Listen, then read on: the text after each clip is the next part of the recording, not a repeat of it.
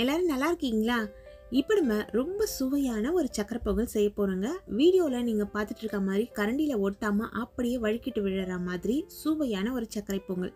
நம்ம சேனல்லையே சக்கரை பொங்கல் 4-5 விதமாக செஞ்சுருக்கோம். ஒவ்வொரு ஃபெஸ்டிவல்ஸ் வரும்போது ஒவ்வொரு விதமான சக்கரை பொங்கல் செஞ்சு சாமிக்கு நைவேத்தியம் பண்ணிவிட்டு நீங்களும் சாப்பிடுங்க. அப்படி அந்த வரிசையில் இப்போ வரப்போகிற தமிழ் புத்தாண்டுக்கு இந்த சக்கரை பொங்கலை செஞ்சு சாப்பிட்டு என்ஜாய் பண்ணுங்க. ரொம்ப ஈஸியான மெத்தடில் இந்த அளவுகளை கரெக்டாக ஃபாலோ பண்ணிங்கன்னா சீக்கிரமாக ஒரு அட்டகாசமான சக்கரை பொங்கல் செஞ்சு முடிச்சிடலாம். இப்போ இந்த ரெசிபி எப்படி செய்யுதுன்னு பார்க்கலாம் வாங்க. சக்கரை பொங்கல் செய்யறதுக்கு முதல்ல அரிசியும் பருப்பும் ஊற வச்சுக்கலாம். அதுக்கு ஒரு கிண்ணம் எடுத்துட்டு அதில் 100 கிராம் அளவுள்ள பொன்னி பச்சரிசி சேர்க்கிறேன். உங்களுக்கு எந்த அரிசி விருப்பமோ அந்த அரிசி சேர்த்துக்கோங்க. 50 கிராம் அளவுள்ள பாசி பருப்பு சேர்க்கிறேன். நீங்கள் கப்பில் கூட மெஷர்மெண்ட் எடுத்துக்கலாம். 1 கப் அளவு அரிசிக்கு 1/2 கப் அளவுக்கு பாசிப்பருப்பு சேர்த்து அதில் தண்ணி சேர்த்து 4-5 முறை நல்லா கழுவிடுங்க. கழுவின பிறகு குறைஞ்சபட்சம் ஒரு 10 நிமிஷம், அதிகபட்சமாக நீங்கள் அரை மணி நேரம் வரைக்கும் கூட ஊற வச்சுக்கலாம். இந்த அரிசியும் பருப்பும் நல்லாவே ஊறட்டும். அரை மணி நேரம் ஆயிடுச்சு. இப்போ பாருங்கள், அரிசி பருப்பு நல்லா ஊறியிருக்கும். பொங்கலுக்கு நீங்கள் யூஸ் பண்ணுற அரிசி நல்ல புது அரிசியாக இருந்ததுன்னா சீக்கிரமாகவே வெந்துடும். அதனால் புது அரிசியாக பார்த்து வாங்கிக்கோங்க. ஒரு ப்ரெஷர் குக்கரில் நான் 1 லிட்டர் அளவுள்ள தண்ணி சேர்த்துருக்கேன். நீங்கள் அரிசிக்கு ஏற்ற மாதிரி தான் தண்ணியோட அளவு மாற்றி வைக்கணும். புது அரிசியாக இருந்ததுன்னா 3/4 லிட்டர் அளவு வச்சா போதும். இந்த அரிசி வாங்கி கொஞ்ச நாள் ஆயிடுச்சு, கிட்டத்தட்ட 3-4 மாதம் இருக்கும். அதனால நான் 1 லிட்டர் அளவு தண்ணி வச்சேன். அதில் வடிகட்டின அரிசியும் பருப்பையும் சேர்த்துட்டேன். சேர்த்து இது போல் ஹை ஃப்ளேமில் வச்சு பொங்கி வரும்பொழுது நல்லா கலந்து விட்டுடலாம். இது வேகும் பொழுது அடிப்பிடிக்காமல் இருக்கிறதுக்காக 1 டேபிள் ஸ்பூன்லேருந்து 1.5 டேபிள் ஸ்பூன் அளவு வரைக்கும் நெய் சேர்த்துக்கலாம். இது நம்மளோட விருப்பம் தான். நீங்கள் ஓப்பன் பாட்டில் வேக வைக்கிறதா இருந்தால் கூட வேக வச்சுக்கலாம். அதுக்கு கொஞ்சம் டைம் எடுக்கும். அப்படிங்கிறதுனால நான் ப்ரெஷர் குக் பண்ணிடுறேன். இப்போது இது போல் கொதி வந்த பிறகு நம்ம மூடி போட்டு மூடிட்டு இந்த நாப் வழியாக ஏர் ரிலீஸ் ஆகுதா அப்படிங்கிறத செக் பண்ணிவிட்டு வெயிட் போட்டுடலாம். நான் இன்றைக்கி 3 விசில் கொடுத்து ஸ்டவ்வை சுவிட்ச் ஆஃப் பண்ணேன். நீங்கள் உங்களோட குக்கர் கெப்பாசிட்டிக்கு ஏற்ற மாதிரி அரிசியோட தன்மைக்கு ஏற்ற மாதிரி விசில் கொடுத்து ஆஃப் பண்ணிக்கோங்க.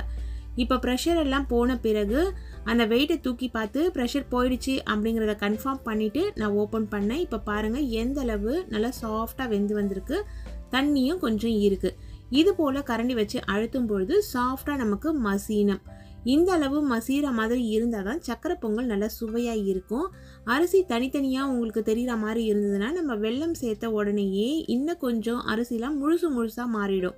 அதாவது அரிசி மரத்து போயிடும் சொல்லுவாங்க. அது மாதிரி இருக்கக்கூடாது அப்படின்னா நீங்கள் இது போல் நல்லா சாஃப்டாக வேக வச்சு எடுத்துக்கோங்க. இப்போ ஸ்டவ்வை நான் சுவிட்ச் ஆன் பண்ணிட்டேன். இதே போல் கொஞ்சம் கொஞ்சமாக நம்ம மசிச்சு விட்டுக்கலாம். ரொம்ப குழைவாக ஆக்கணும் அப்படிங்கிற அவசியம் இல்லை. வெல்லம் சேர்த்துக்கலாம். நீங்கள் அரிசி அளந்த கப்பில் 3 கப் அளவு வெல்லம் சேர்த்துக்கோங்க. பருப்பு கால்குலேட் பண்ணல. பருப்பு கால்குலேட் பண்ணாலுமே அளவு ரொம்ப ஈஸியாக வந்துடும். 1 கப் அரிசிக்கு 2 கப் அளவுள்ள வெல்லம். நீங்கள் பருப்பு எந்த கப்பில் எடுக்கிறீங்களோ அதே கப்பில் 2 கப் அளவு வெல்லம். இப்போ நான் மொத்தமாக 1.5 கப் அளவு அரிசியும் பருப்பும் சேர்த்து எடுத்தேன். அதுக்கு 3 கப் அளவுள்ள வெல்லம் சேர்த்துருக்கேன். வெல்லம் சேர்த்து செய்கிற எல்லா ரெசிபிலையுமே நான் ஒரு விஷயம் சொல்லுவேன். அது என்னன்னு பார்த்தீங்கன்னா, நீங்கள் வாங்குகிற வெல்லம் பழைய வெல்லமாக பார்த்து வாங்கிக்கோங்க. அப்படி இல்லைன்னா நீங்கள் வெல்லம் வாங்கி வீட்டில் 2-3 மாதம் ஸ்டோர் பண்ணிவிட்டு அதுக்கப்புறம் சமைக்கிறதுக்கு யூஸ் பண்ணுங்கன்னு. பழைய வெல்லத்தில் தான் சுவையும் அதிகம், கலரும் நமக்கு நல்லாவே கிடைக்கும். இப்போ 2 டேபிள் ஸ்பூன் அளவுள்ள நெய் சேர்த்துருக்கேன். மீடியம் ஃப்ளேமுக்கும் லோ ஃப்ளேமுக்கும் நடுவில் வச்சு கலந்து விடுங்க. வெல்லத்தோட பச்சை மணம் போகணும். அதனால கிட்டத்தட்ட ஒரு 5-8 நிமிஷம் வரைக்கும் ஆகும். இப்போ பாருங்கள், வெல்லம் சேர்த்தோன்னே இலகலாக மாறிச்சு. இது கொதிச்சு வர அந்த சமயம் வரும்பொழுது கொஞ்சம் இறுகி வந்துக்கிட்டே இருக்குது. அதே போல் நான் இந்த வெல்லம் டைரெக்டாக சேர்த்துட்டேன். ஏன்னா இந்த வெல்லத்தில் எந்த தூசு மண் எதுவுமே இருக்காது, சுத்தமான வெல்லம். அதனால் டைரெக்டாக சேர்த்துட்டேன்.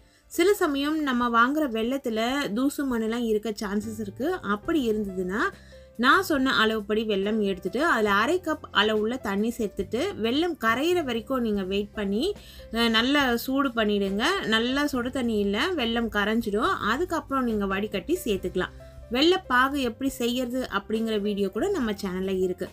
இப்போ பாருங்கள், இது போல் ஒரு பக்கம் வந்த பிறகு கொப்பரை தேங்காவை துருவி வச்சுருக்கேன். அது 2 டேபிள் ஸ்பூன் அளவு சேர்த்தேன். ஏலக்காய் தூள் 1/2 டேபிள் ஸ்பூன் அளவு சேர்த்துருக்கேன். பச்சை கற்பூரம் இதில் ஒரு 2 சிட்டிகை அளவு சேர்த்துக்கோங்க. நிறைய சேர்த்துட்டிங்கன்னா இதனோட ஸ்மெல் ரொம்ப ஸ்ட்ராங்காக இருக்கும். அதனால் பார்த்து கவனமாக கொஞ்சமாக சேர்த்துக்கோங்க. நடுவில் நம்ம தேவையான அளவு நெய் சேர்த்துக்கிட்டே வரணும். இப்போ இதில் நான் குங்குமப்பூ ஒரு சிட்டிகை அளவு சேர்க்குறேன். குங்குமப்பூ நீங்கள் ஏலக்காய் தேங்காய் துருவெல்லாம் சேர்க்கறதுக்கு முன்னாடியே கூட சேர்த்துக்கலாம். கலர் நல்லாவே உங்களுக்கு எடுத்து தரும்.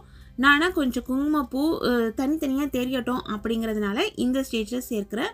குங்குமப்பூ ஆப்ஷனல் தான். குங்குமப்பூ சேர்த்து கலந்து விட்டுட்டு அதுக்கப்புறம் நான் ஸ்டவ்வை சுவிட்ச் ஆஃப் பண்ணிட்டேன். 3/4 அளவு இந்த சக்கரை பொங்கல் ஆறிடுச்சு.